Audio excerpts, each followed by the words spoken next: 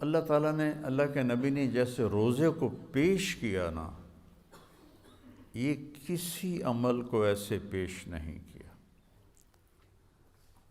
کہ آپ ممبر پہ کھڑے ہوئے اور فرمایا ماذا یستقبلکم وماذا تستقبلون، وہ کون آ رہا ہے، تم کس کے سامنے جا رہے ہو؟ تو سارے ایک دم گھبرا گئے، چونکہ آپ نے بڑے پرجوش انداز میں فرمایا۔ پھر فرمایا ماذا یستقبلکم وماذا تستقبلون، وہ کون آ رہا ہے، تم کس کے سامنے جا رہے ہو؟ پھر اور صحابہ پریشان ہو گئے۔ پھر آپ نے تیسری دفعہ فرمایا ماذا یستقبلکم وماذا تستقبلون، وہ کون آ رہا ہے، کس کے سامنے جا رہے ہو؟ تو عمر رضی اللہ تعالیٰ عنہ کھڑے ہو گئے، یا رسول اللہ اوحی نزل، کیا کوئی وحی آئی ہے؟ آپ نے فرمایا نہیں۔ تو پھر انہوں نے پوچھا اعدو حضر، کوئی دشمن آ رہا ہے جو آپ نے دیکھ لیا ہے؟ آپ تو آپ کو غیب کے پردے ہٹا دیتا تھا اللہ آپ سے۔ اعدو حضر، کیا کوئی دشمن آ رہا ہے؟ آپ نے کہا نہیں۔ کہا تو پھر کیا ہے؟ آپ نے کہا رمضان آ رہا ہے۔ یہ تعبیر نہ نماز کے لیے ہے، نہ حج کے لیے ہے، نہ زکوٰۃ کے لیے ہے، اور نہ جہاد کے لیے ہے، نہ تہجد کے لیے ہے، نہ ذکر کے لیے ہے، نہ تلاوت کے لیے ہے۔ کسی عمل کی یہ تصویر کشی میرے نبی نے نہیں فرمائی جیسی کہ روزے کی فرمائی، رمضان آ رہا ہے۔ اور دوسری حدیث میں فرمایا اگر میری امت کو پتہ چل جائے لو یعلم امتی ما رمضان لتمنت ان تکون السنۃ کلھا رمضان، اگر میری امت کو پتہ چل جائے کہ رمضان کی کیا قیمت اور کیا فضیلت ہے، تو سارے تمنا کریں کہ کاش سارا سال ہی روزے ہوتے، سارا سال ہی رمضان ہوتا۔ تو پھر اللہ تعالیٰ نے اس کی فرضیت کو یا ایھا الذین آمنوا کتب علیکم الصیام، تم پہ روزے ہم نے فرض کیے ہیں، کما کتب علی الذین من قبلکم، جیسے تم سے پہلے لوگوں پر ہم نے روزہ فرض کیا تھا، تم پر بھی فرض کیا ہے۔ کیا ملے گا؟ لعلکم تتقون، تمہیں تقوی ملے گا۔ تو روزے کے ساتھ کیا ہوتا ہے؟ تقوی مل جاتا ہے۔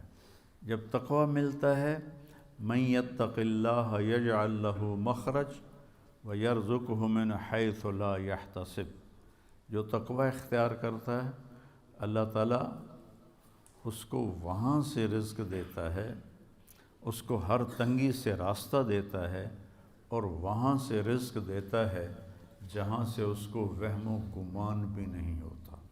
اب یہ راستہ صرف مسلمان کے پاس ہے کہ اگر وہ تقوی اختیار کرتا ہے تو اسے اللہ وہاں سے دے گا جس کا اس کو وہم و گمان بھی نہیں ہوگا۔ من یتق اللہ یجعل لہ من امرہ یسرا، جو تقوی اختیار کرے گا اللہ اس کے لیے آسانیاں پیدا کر دے گا۔ من یتق اللہ یکفر عنہ سیئاتہ ویعظم لہ اجرا، جو تقوی اختیار کرے گا اللہ اس کے گناہوں کو معاف کر دے گا، صاف کر دے گا۔ یکفر کا مطلب ہوتا ہے نشان مٹا دینا، عفا کا مطلب ہوتا ہے چھپا دینا، اور تکفیر کا مطلب ہوتا ہے نشان مٹا دینا۔ اللہ ان کے گناہوں کے نشان مٹا دے گا اور ان کا اجر بہت زیادہ کر دے گا۔ ان تصبروا وتتقوا لا يضركم کیدہم شیئا ان اللہ بما یعملون محیط۔ تم صبر اور تقوی اختیار کرو تو دشمن کی کوئی چال تمہارے اوپر کارگر نہیں ہوگی، اللہ ان کا گھیرا ڈالے ہوئے ہے، ان کے گرد گھیرا ڈالے ہوئے ہے۔ تو روزے کا صلہ بتایا گیا ہے تقوی، کہ اس سے انسان کو تقوی حاصل ہوتا ہے، اللہ کی خشیت، اللہ سے حیا کو تقوی کہتے ہیں۔ ایک گناہ نہ کرنا کہ دوزخ میں جاؤں گا، یہ بھی ایمان کا حصہ ہے۔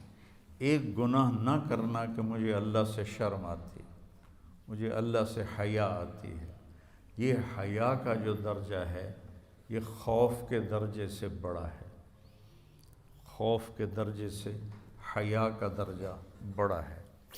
تو روزہ واحد عمل ہے جس کے پیچھے اللہ تعالیٰ نے فرمایا کہ تمہیں تقوی نصیب ہوگا۔ اور اللہ کے نبی کا فرمان ہے من صام یوما تطوعا ثم اعطی ملء الارض ذهبا لم یستوف ثوابه دون یوم الحساب، کہ جس نے نفلی روزہ رکھا، نفل جو آپ کی نفل زائد کو کہتے ہیں، جس نے نفلی روزہ رکھا اور پھر اس کے بدلے میں پوری دنیا سونے سے بھر کے اس کو پیش کی گئی، 7 بر اعظم سونے سے بھر کے اس کو پیش کیے گئے کہ یہ آپ کے روزے کا بدلہ ہے، تو میرے نبی نے فرمایا کہ یہ سونے سے بھرا ہوا جہان اس نفل روزے کا بدلہ نہیں بن سکتا، صرف قیامت کے دن اللہ ہی اس کا بدلہ عطا فرمائے گا۔ تو فرض روزے کو حضرت علی نے فرمایا جو ایک روزہ چھوڑ دے فرض اور پھر قیامت تک روزے رکھتا رہے، زندگی بھر نہیں، قیامت تک زندہ رہے اور روزے رکھتا رہے، تو اس ایک فرض روزے کے اجر کو حاصل نہیں کر سکتا۔